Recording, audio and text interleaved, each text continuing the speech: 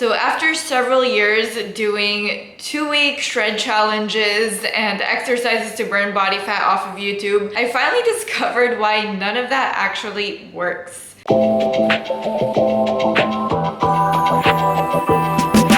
Hi guys, welcome to my channel. Today I'm gonna tell you the step-by-step method for losing belly fat, whether you're skinny fat or you're overweight, and I'm gonna explain to you the 3 biggest lies which have been keeping you stuck until now. So let's understand first of all how we actually get lean. And this isn't only about losing a bunch of weight, because as you can see, there are a lot of skinny people who still have belly fat. They still have that lower belly pooch in women, and it's the bigger beer belly in men. So why does that happen? So today I actually have a much flatter belly and I'm much leaner than I used to be a few years ago, even though I even weigh a little bit more. And that's because I have a lower body fat percentage. So your body fat percentage is actually how much fat you have relative to how much lean mass you have, aka the only lean mass that you can actually change in your body is your muscle mass. So that means losing body fat and adding some muscle, and this goes for both men and women. In order to actually lose body fat, and specifically a lot of us are looking to lose in our bellies, in our thighs, you need to be in a calorie deficit. That means that you're consuming less energy or less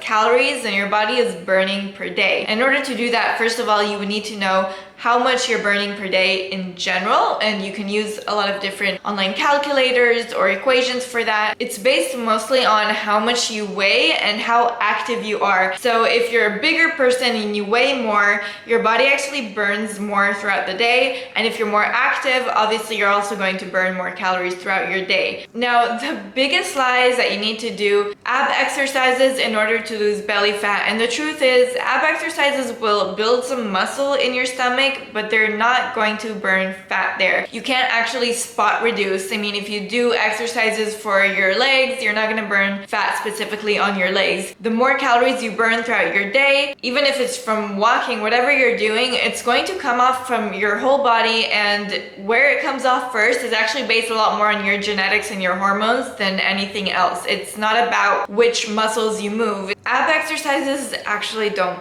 burn so many calories. I mean, if you're doing this 10-15 minute core exercise routine that you're following on YouTube, you're probably gonna burn a few tens of calories, which is super insignificant to losing body fat. In order to lose a significant amount of fat that you could actually notice on yourself, you would need to be in about a 20 to 25% calorie deficit, meaning of your total calories. For a lot of people, it's gonna be between 400 to 500 calories a day for an extended period of time, losing about 1% of your body weight each week.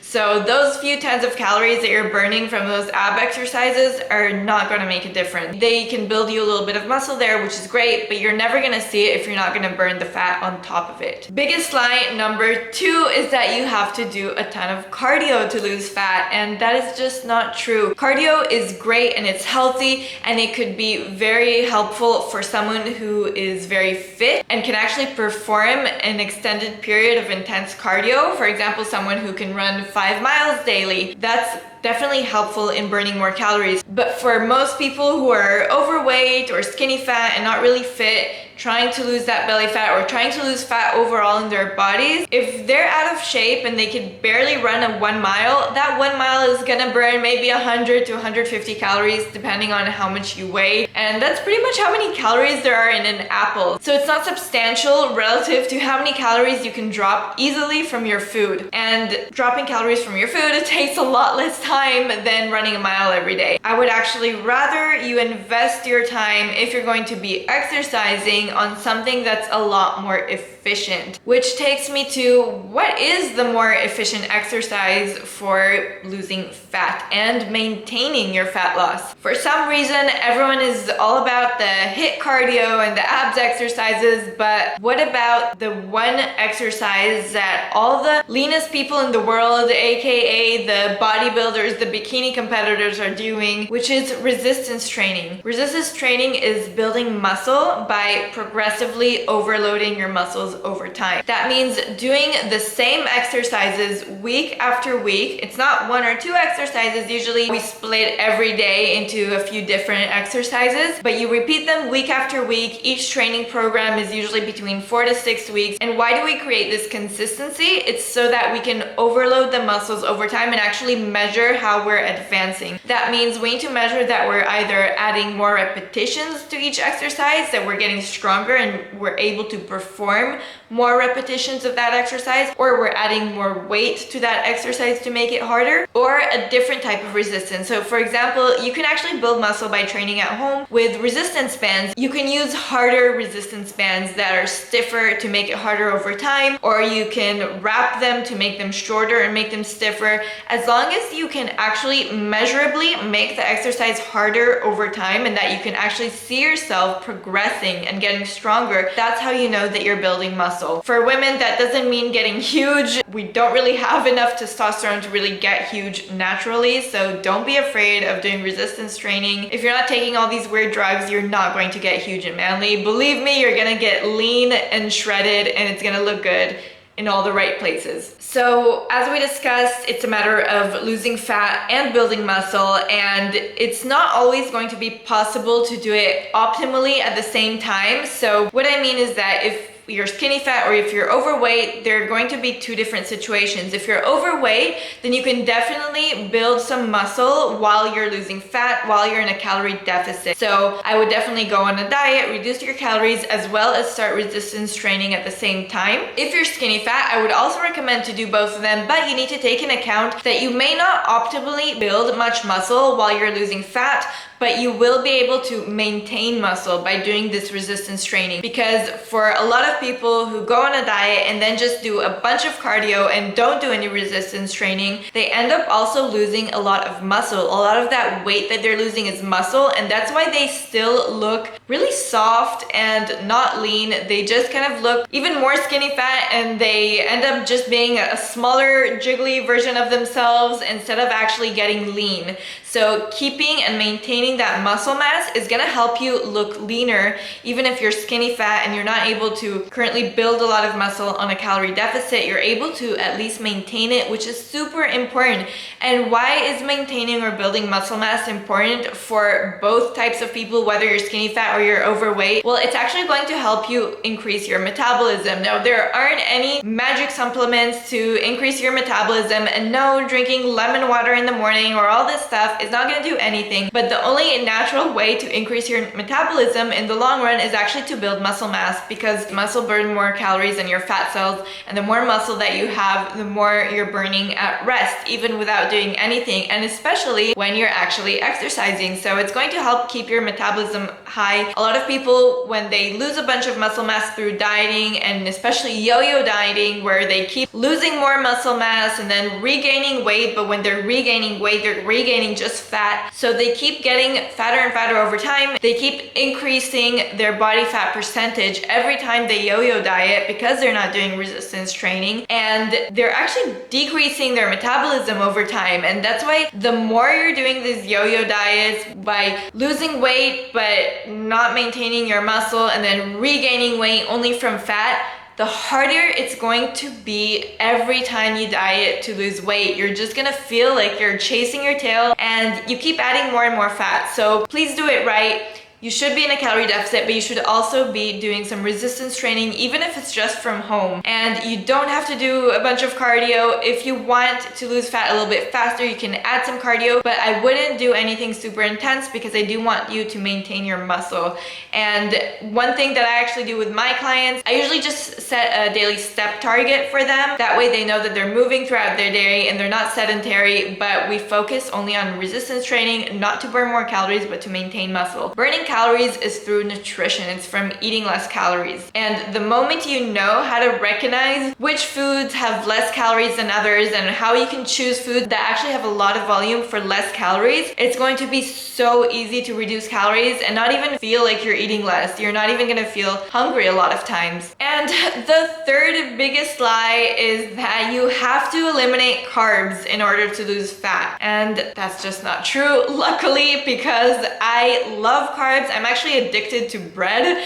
So that would be really hard for me to maintain a lean body if I had to give up carbs. And honestly, some of the most filling and low calorie and high vitamin density foods are carbs, like vegetables and whole grains and fruits, all these great foods. I know some of you probably have a friend that said, oh, the second that I took out carbs, I lost weight. Well, it's not because they took out the apples and whole grains and vegetables. It's because they took out the pizzas, the pastas and heavy cream and olive oil, and all these things are actually really high calorie, but usually mostly from fats, which are more than 2 times denser in calories than carbs. So if you're eating really shit to begin with, yeah, you'll probably lose weight reducing carbs because you're taking out a lot of really high calorie dense foods. But if you're actually already eating pretty healthy, you'll just end up taking out really satiating and really healthy carbs and replacing it with really high calorie dense foods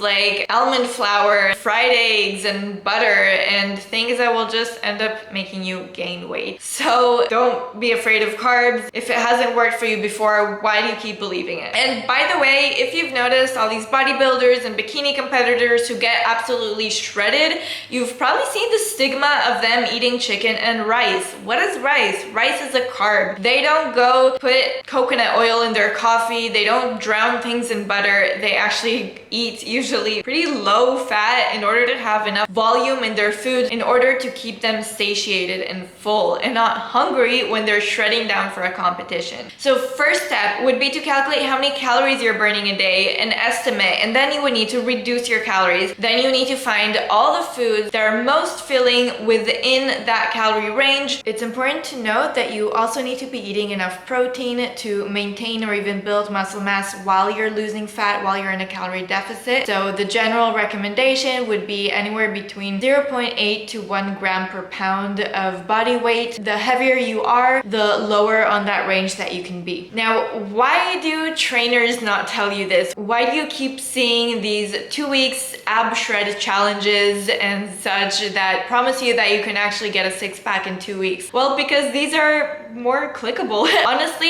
it's much more seducing to click on a video that says that you can just exercise for 10 minutes a day for 2 weeks and get a six-pack. I can tell you that I've been doing those exercises for years and not seeing any results, and that's even without being overweight. I was just skinny fat. I didn't realize that I had to lose fat in my stomach in order to actually see a toned belly. So it took a while, but eventually I did lose some fat, and then I focused mostly on building muscle over time, and I actually even gained weight, and I weigh heavier now than I did when I was skinny fat, but I look much leaner. So if you're skinny fat, at the end of your net journey, you might end up wanting to actually gain some weight, but if you're overweight, you would end up at a lower weight than you started with, but not as low as you would think because you would be building some muscle in the process. So this will help you actually maintain a good rate of metabolism because, as I said, when you lose weight, your metabolism is going to go down. You're going to be burning less calories than you did at the start because smaller bodies burn less calories. But the more muscle you build in the process, the less weight that you would have to lose. And that way you're actually not reducing your metabolism as much as if you weren't building muscle and doing resistance exercises. Why do personal trainers keep giving you different exercises every time you go to them? Or maybe you're doing Zoom workouts right now, and every workout they're giving you completely different exercises that you just follow along with them. This is actually super inefficient for building muscle because if you follow along with someone else, you're not actually advancing according to your own pace and your own ability. Meaning when you train